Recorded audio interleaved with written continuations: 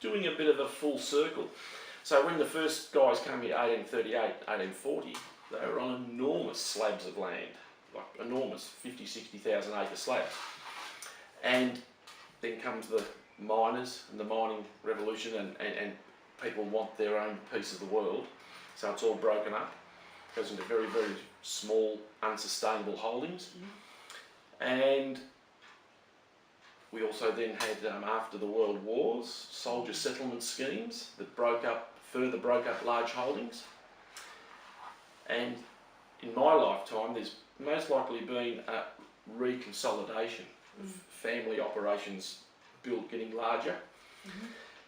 But in just recent years, we're starting to see the corporates come into the area, not only here but all around, and overseas corporates, our own local corporates, buying large slabs of land. I don't know whether that's all for the better or not. I suppose time will tell. I feel it's a little bit sad for those that have want to buy their own patch of dirt, or perhaps build a family farm a bit bigger than what it is. It's becoming very hard to compete against the corporates and the money they're prepared to pay for land. I suspect there's always going to be family farms and larger family operations and smaller family operations, and there'll be niche operations that actually on small acreages do things very well and do something a little bit different and find a way to make a living. Actually, let's look on the table up there, the wine boxes. Yeah.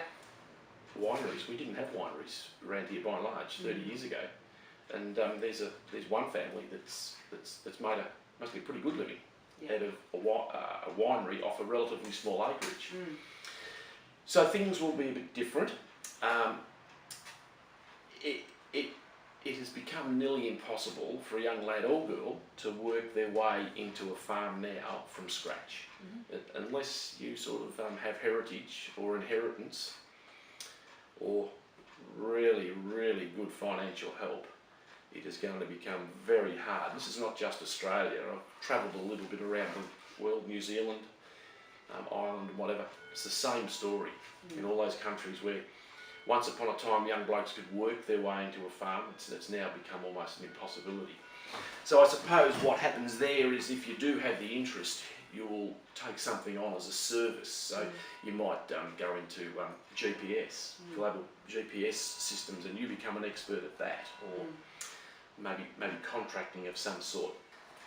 We grow more than enough food to feed the world. We just don't distribute it all that well between those that need it and those that are not getting it. And we have the ability, with our technology, with fertilisers, with our farming systems, to grow even more. The driest continent on Earth, and yet we can still grow crops. We're still developing ways to do that on such minimal rainfall. And I think a great example, I bought some peas for sheep feed this year, and they came off a property that grew them on 3 inches of rain. A lot of the stuff that we've developed and designed is particularly suited to Australia. So whether it be conservation tillage, the use of chemicals, use of chemicals is mostly worldwide, but conservation tillage and the way we actually put our crops in the ground and harvest them is pretty Australia unique. And a lot of it doesn't really, say, fall into Europe, which is a much different kettle of fish to the way they farm and their environment and their rainfall. We do need to be smart and protect some of our technology and our intellectual rights that we might develop. Look, whether you like it or not, we're most likely going to have to work with the Monsantos and the New Farms and all those big companies. Trick being not to let monopolies, large monopolies, get into one part of an industry and then totally control it. That's your big issue. We want good regulation in place that doesn't allow that to happen. So like a simple example may be development of chemicals and things. So they need a license if they develop something special to be able to recoup their money, but they don't need a 30-year licence, where they then effectively have a monopoly almost forever. It mostly needs to be a balance so that they can make money, but they don't need to gouge the place to death.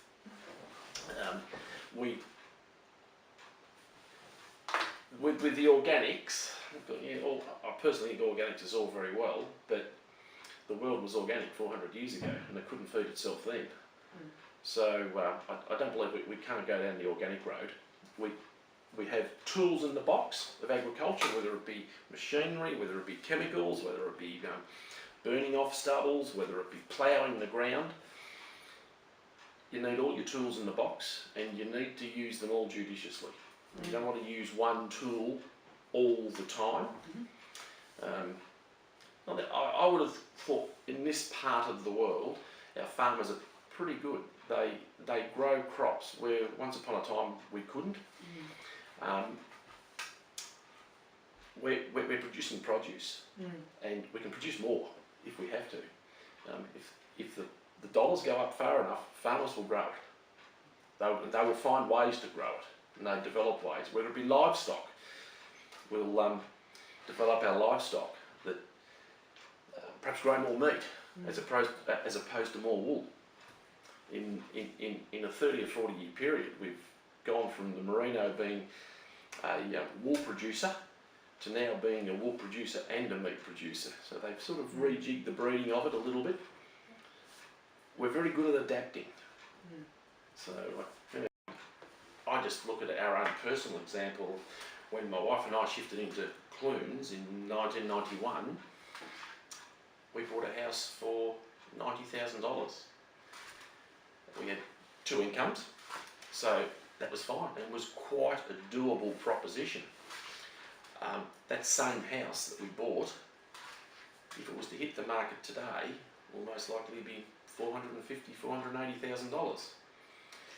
Our wages have not gone up 5-fold in that period of time. And I just lament for a young couple. So we were 25, 30 at that time when we did that.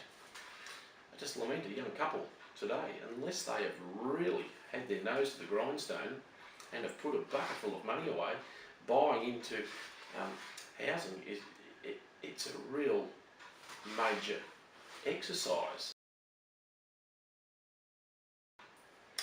Well, I don't think I'd like to live the way the English lived in great big housing, council-owned housing flats. That's why they left 200 years ago, amongst a number of other reasons. We have the biggest continent on Earth. We don't need, really, I don't believe we need to be living on a postage stamp. A lot of people choose to do that with our new developments, but I think there's always a aim to own your little piece of the world, whether it be a house and a quarter acre or whatever. Even if it is less than a quarter acre, we only have to look at Ballarat and your Geelongs, all your provincial centres and the new developments. And you don't buy a house under $350,000, I would imagine. It's a big bite. Well, I suppose what I want and what the next generation wants could be 2 different things, but I always wanted, well, you want a bit of dirt around you, so a quarter acre block. Well, we're very fortunate, we've got a bit more than that here. When we bought in here in Clunes, no one wanted to buy into the place. It was just, no one wanted to be here. So you bought at the bottom of the market. I think in some ways we will most likely get the spill out of the Ballarats and those places where some people will decide, I don't want to live in a large house on a small piece of land. I might want to come to a town. I'm still half an hour from work in Ballarat. I actually get myself a quarter of an acre. I don't need a big house, and I do have a bit of room in the backyard for the kids to play in. And there is a football ground down the road, and there is a school up on the hill. And some may very well come here for that community aspect that they may not be finding in their Lucases and some of the other new suburbs. Yeah, well, I suppose one of the main infrastructures is transport, public transport, I guess railways, and I would assume that some of that's been put in place already. So the tracks are there. It's maybe putting on more services to allow people to live here, commute to Ballarat, ultimately to Melbourne if that's what they wish to do for work, and get a bit more tuned in that you can get to work at 9 o'clock with those services. The other services also are if we are going to attract families, is having those sports facilities, is having the other family-based facilities. You know, maintaining a swimming pool. Pretty simple sort of thing. Most likely goes under the radar for a lot of retirees, etc. But swimming pools are vitally important. A little bit of infrastructure to maintain families. When it's gone, I think it would there'd be a sad place. Little things like that, and well, I suppose in the sporting thing, it was pretty much tennis, cricket, football was pretty much it when I was growing up. They were summer sports and winter sports. There will be more than that because your kids that are interested in soccer now, we've got girls cricket and football. So the facilities we had were all boys' change rooms. That's all you needed. Well, okay, you might need double change rooms these days. You might need to make your football ground able to be used as soccer. Or I look at what Creswick has done with their sporting facilities, and they've got the whole lot in one part of town and everything's there. So maybe that's the sort of thing we need to look at. We've got bowling club facilities.